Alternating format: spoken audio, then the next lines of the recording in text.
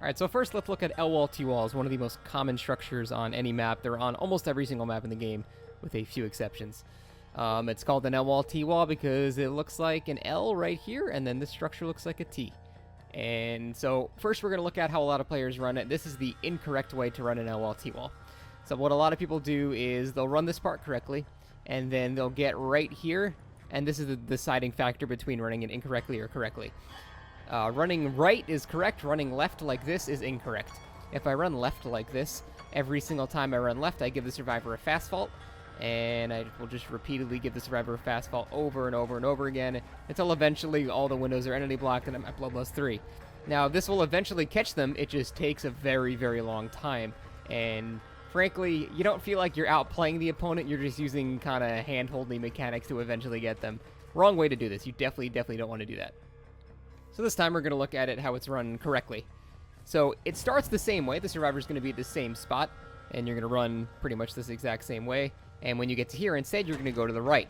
Now, when you go to the right, and the survivor is this close to you right here, she just rounded the corner. So when you're at this scenario right here, the survivor no longer has a guaranteed save option anymore.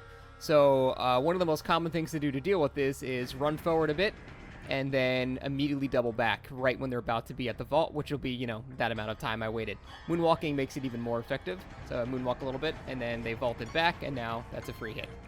Now, however, if you're going against a good survivor, they might know that you're going to double back, and they're going to probably fake the window. So you can bait this out by doing what you would normally do right here. Honestly, she's too close right here. I could probably get a normal attack just, you know, attacking, but for example's sake. So what I would normally do here is if they're expecting you to double back, you can pretend to double back like that, and then moonwalk, which basically it's going to put your red light over here. So they're going to see the light over here, which means they're not going to want to vault through the window because they think that you turned. However, you just turn right back and they faked it, and then you get a free hit that way too. Will it work every time? No. It's going to work more often in your favor, but you have to analyze the type of player you're going against. If you're going against, you know, a just generic average skilled survivor, double back, it'll get you a hit almost every single time. Going against a good survivor, doing this moonwalk fake will actually trip them up as well. So at that point, it just comes down to mind games. You need to know who you're going against. All right, next let's look at one of the most famous structures on the entire game is, you know, the Killer Shack. A lot of people don't know how to handle this well. Killer Shack is honestly not a big deal. It shouldn't take you more than 15 seconds to deal with. So this is how a bad killer will run Killer Shack. They will chase, you know, effectively here. They get to this point and they'll just go, hey, you know what? I'm just gonna vault the window. And they'll pretty much do this 3 times until they get entity blocked, and that'll eventually get rid of the pallet. This is something a lot of killers do. It's very simple, requires no thought. It's not very fast, but I mean, it's eventually effective. And then that's the last loot she'll be able to get. She has to drop the pallet. So that is the wrong way to do it.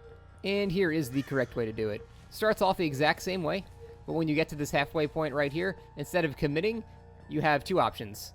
Actually, you really only have 1 option. You go right here and you double back. First thing you do is double back. Now, if you double back to here and you don't hear a vault sound effect, you immediately turn back around and continue chasing. If you do hear the vault, you continue chasing this way. At this point, they're too close to where they can't get another vault. That's a hit right there. There's nothing else they can do. So they've gotten hit within 7 seconds of entering the shack. It's really, really fast. All right, similar scenario. So what if they're smarter and they try to fake the window? Well, again, you go to the same point right here. And again, if you don't hear a vault, or the first thing you do would be to double back. And if you don't hear a vault by this point, now you know that they're just kind of sitting at the window, but they've probably lost momentum for a fast vault. So now you can double back, and you would definitely get a hit right there as well. So it comes to getting this. The most important part of Shack is pretty much like right here. This is the most important part. When you're right here, you want to start doubling back, and if you do not hear a fast vault, then you want to immediately double back and continue straight. And if they have quick and quiet, which very few people run, that complicates things a little bit. But for the most part, that's the most consistent way to deal with Shack, and it'll get you a hit in under 10 seconds almost every single time. Now, if you come at the Shack from the other side, like right here, there's really only one thing the survivor can do to gain any sort of distance on you, and that's to fake the window vault. So if you come at them from this side, pretty much the only thing they can do, and this works on a lot of killers, is they're going to fake the window vault like that. They're going to basically they're going to get some distance from the window, which means they're baiting the, you know, a fast vault, at which point it might bait a killer to swing, and now they get an additional loop out of it. Really, all you have to do to fix that is just don't swing. Just, if they get, you know, to this spot right here, just don't lunge, just wait. If you actually wait for them to get into the fast vault animation, then you can start your lunge, and you'll still have enough time at this distance to hit them. So just don't lunge, just wait. That's all you gotta do. And finally, if for whatever reason you do need to vault the window, maybe you have, bamboozle or something like that, and the one thing you always want to do is look immediately to your left after you vault. Because something a lot of survivors will try is basically like a window juke. They will crouch below you and try to go right back through the window. So every time you vault this shack window like this, immediately turn around as you're walking. Don't lose any distance. Just keep walking in the direction you're going, but just turn around really quick. Because survivors can clip through you and try the sneaky maneuver, and then you can make them feel like a dummy.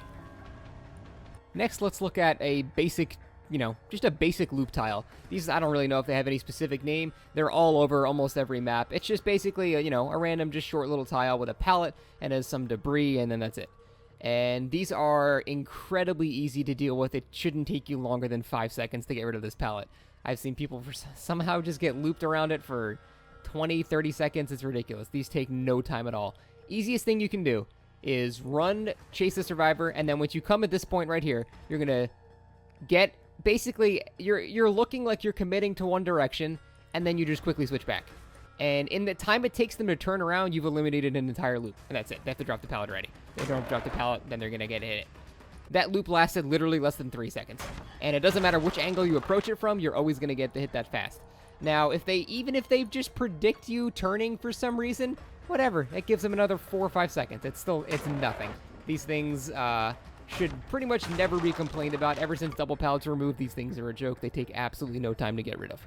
There's also some generic rock tiles like this, which kind of follow the same principle as those other random junk loops, but these are honestly just not worth the effort to even mind game. It takes you about 8 seconds to run around enough to actually get a hit, so just run around it and just take your hit. Don't bother mind gaming these. I got cucked by auto aim there. It happens, but for these types of things, just Don't try to mind game it. There's pretty much no room for it, so just run around it 3 times. It's a very short loop, so don't try to be smart there. Next, let's look at jungle gyms, which are definitely more complicated structures that can be used by good players to great effect. So these are definitely a bit more complicated, and they combine the mechanics of a lot of other structures, but it's basically like an LLT wall combined with a pallet, combined with some other variant that changes depending on the type of jungle gym it is. I'm actually not sure exactly what this one is colloquially referred to as, but colloquially, yeah, that's the word. I'm not sure which one, what this is referred to as, to be honest. But this is a really common jungle gym with this setup. So this jungle gym can basically spawn in 2 ways. The window can be there, or the window can be where this hole in the wall is, right there.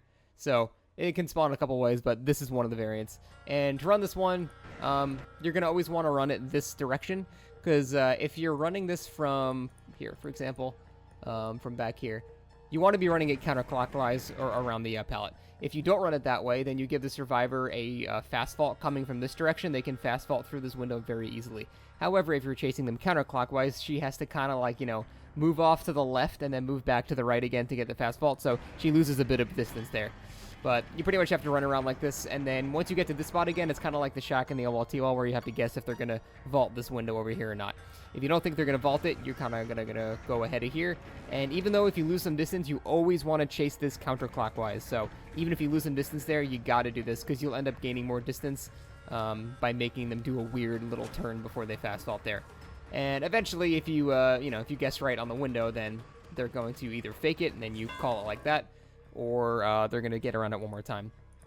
And what I did right here was I moonwalked it to make her think that I was turning back around and going back around this way, which made her fake the window instead of vaulting it because she thought I was doubling back. So the same principles apply here, and there's just a bit more to deal with because now you've got a pallet in the way and a bit more safety. So these are definitely harder to deal with, but they are definitely manageable.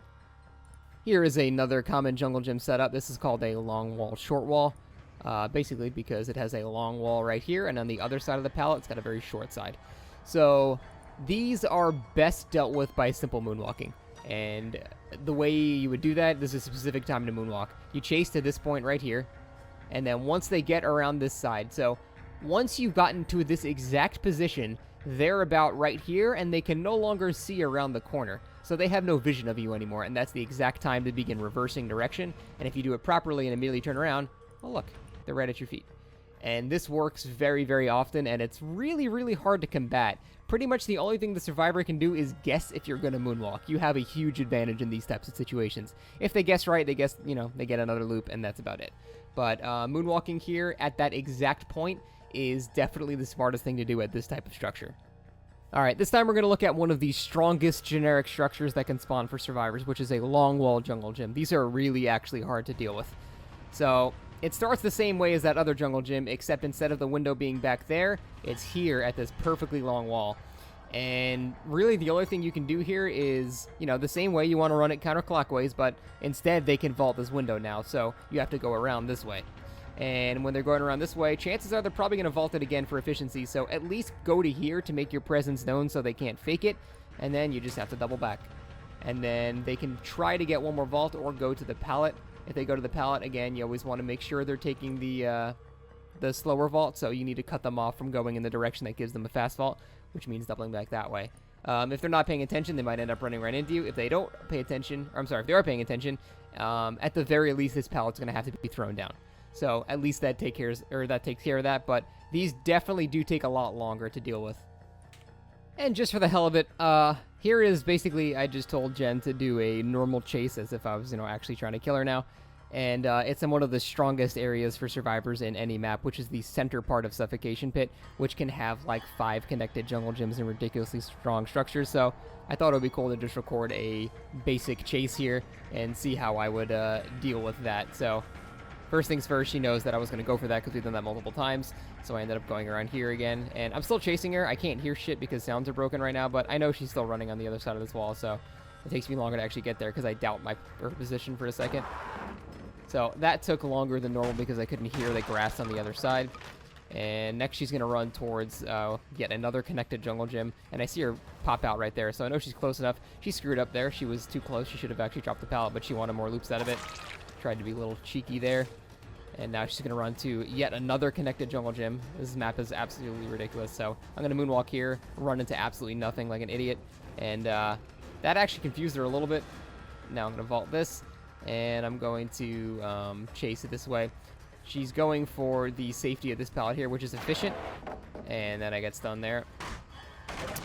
That's 2 of them down. And now she's running to this LLT wall, which is far less safe for her. So at this point, I only have to do one of my, moonwalks or something like that, and then it'll catch her. Bait of the window fake like that, and then she goes down. So that chase took, closer to a minute. She screwed up once, I screwed up once. But, that shows even against a good player with an incredibly strong setup, you can still down them in, a minute or, minute and a half, something like that. So although that is a long time, you gotta know that she's a good player with, almost 7,000 hours in the game in one of the strongest areas in the game. So if you can take someone like that down in a minute, it's, it's certainly feasible. You can take down the, normal players far quicker than that, even with a strong setup. So I hope you guys enjoyed this little guide on how to run a lot of the normal structures. If you have any questions, let me know in the comments, and I'll be happy to help. But yeah, thanks for watching, guys. Take it easy, and have a good one.